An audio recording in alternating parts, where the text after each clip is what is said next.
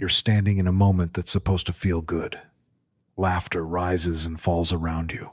The lights are warm. Conversations overlap. Someone nudges you playfully, and everything about the scene says this is happiness. From the outside, you look completely present. You're smiling, responding, participating. If someone captured the moment in a photo, you'd blend into it perfectly. But inside, there's distance. It's not dramatic. It's not sadness. It's just a subtle feeling that you're slightly outside the experience. Almost like you're watching yourself be happy instead of fully living it. You understand that it's a good moment. You know it matters. Yet something in you hovers just above it, unable to fully land. What makes this even more confusing is that it doesn't usually happen during difficult times. When things are stressful, you feel sharp and alert. When something goes wrong, you're focused. When you're hurt, you feel it clearly. But when things are good, when everything is flowing the way it should, that's when the thinness appears. That's when you quietly wonder, why don't I feel more? And sometimes, if you're being honest, the thought shifts into something harsher. What's wrong with me? The truth is, nothing is wrong with you. For many people, this distance is learned. If happiness once felt unstable, if good moments were followed by tension, disappointment, or emotional withdrawal, your nervous system adapted. It learned that fully relaxing into joy might not be safe.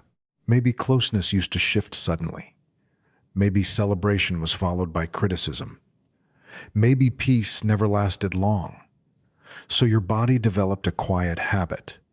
Don't sink too deeply. Even now, when things are stable and safe, part of you remains slightly prepared. Not anxious, in an obvious way. Not braced in panic. Just subtly ready. There's a background awareness that scans for change. A quiet, internal question. How long will this last? That small layer of readiness creates just enough emotional space to keep you from fully softening. For others, the distance isn't about fear, it's about identity.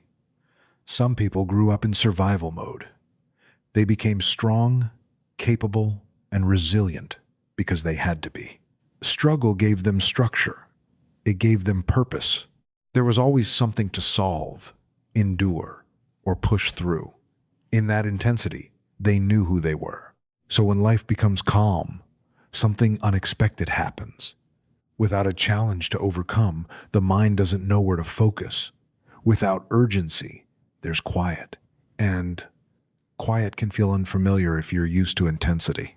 Happiness can feel unreal, not because you don't deserve it, but because your internal system was shaped in a different emotional climate. You don't miss the pain. You miss the clarity it gave you. Then there are people who experience joy differently because they crave depth. They don't just want excitement, they want meaning. Surface-level fun can feel pleasant, but it doesn't always satisfy them. Loud celebrations, quick laughter, fast-moving energy, it stimulates them, but it doesn't anchor them. They feel more alive during sincere conversations than in crowded rooms, more connected in quiet moments than in noisy ones. When happiness feels rushed or external, it passes through without settling. They don't want more joy in quantity. They want it in quality. They want it layered, reflective, resonant. And sometimes they feel lonelier in a group than when they're alone because depth is harder to find in noise. There's also the caretaker pattern. Some people are so used to holding everything together that they experience happiness from the outside. They organize the plans. They remember the details. They make sure everyone feels included. Even during celebration, their attention is outward. Part of them is always monitoring, making sure the mood is steady, the energy is right, the people they care about are okay. Their nervous system is focused on stability, not immersion. So even while smiling, part of them is working. When someone asks, "Are you having fun?" they hesitate not because they aren't, but because their experience is layered. They're enjoying the moment, yes, but they're also managing it. Across all these patterns, one truth stands out. Your nervous system, learned to prioritize something other than full emotional immersion. Safety, stability, meaning, control, usefulness, preparedness. Those priorities weren't random. They were shaped by experience. They protected you. They helped you navigate the world as it was. The discomfort you feel now often comes from comparison. We're shown an image of happiness that looks effortless and overflowing. We're taught that joy should be loud, immersive, obvious. But not everyone feels happiness in the same way. For some, joy is subtle. It builds slowly. It registers afterward, in reflection. It needs quiet to be fully processed.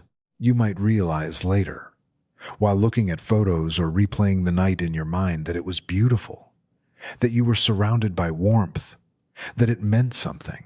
That delayed recognition doesn't mean you failed to feel it. It just means your system integrates emotions differently. Instead of asking, why can't I feel happy like everyone else?